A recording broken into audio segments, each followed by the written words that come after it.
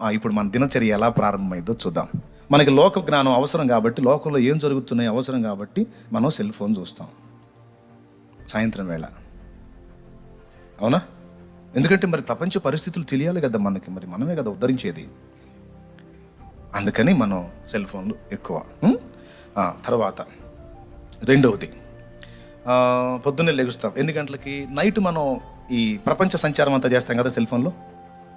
కాబట్టి మన భారం గొప్పది, అందుకని మనకి నిద్ర ఎక్కువ ఉంటుంది.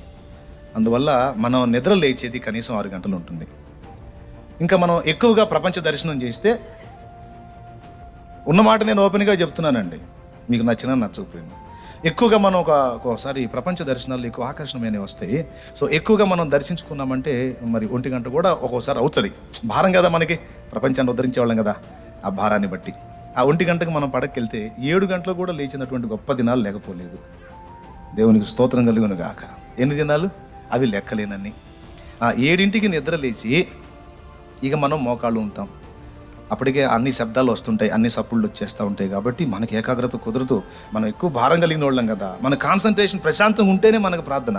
మరి లేచినేవి 7 అప్పటికే అందరూ శబ్దాలు చేస్తూ ఉన్నారు. కాబట్టి నేను ఏకాంతంగా దేవునితో గడుపుతాను, ప్రభువా స్తోత్రమయ్యా అని కాసేపు ఏదో 4 ముక్కలు చెప్పేసి, మరి విశ్వాసులు మొత్తుకోవటం వేరు, నేను సేవకుని మొత్తుకోవటం వేరు. నేను ఊరకట్ల ఒక మాట చెబితే వెంటనే బెండ్ అయిపోతాడు పెద్ద ఆయన అని రొద్దుగురుంకి వేళ లేచి మళ్ళీ సెల్ ఫోన్ తీసుకుని మన ప్రపంచాన్ని ఉద్ధరించేవాళ్ళం కదా.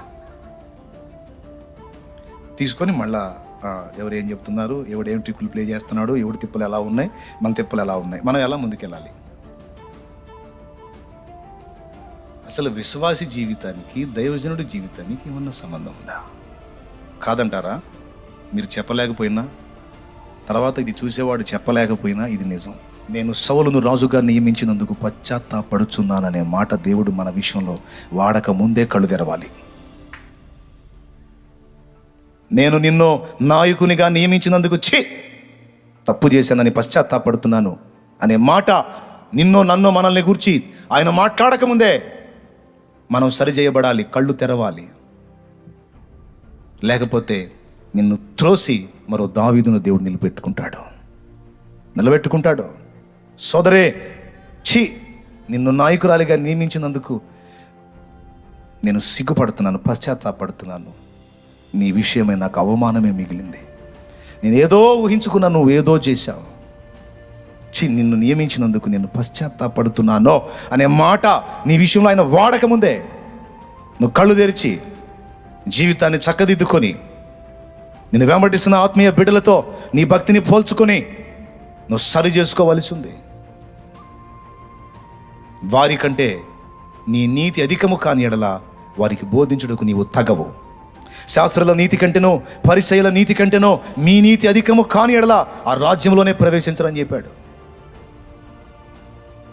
నాయకత్వానికి పనికి రాము. ఎక్కడో ఉన్న నిన్ను తీసుకొచ్చి నిలబెట్టడం దేవునికి చేతనైనప్పుడు నిన్ను తీసుకెళ్ళి ఎక్కడో అడ్రస్ లేకుండా చేయడం కూడా చేతవు.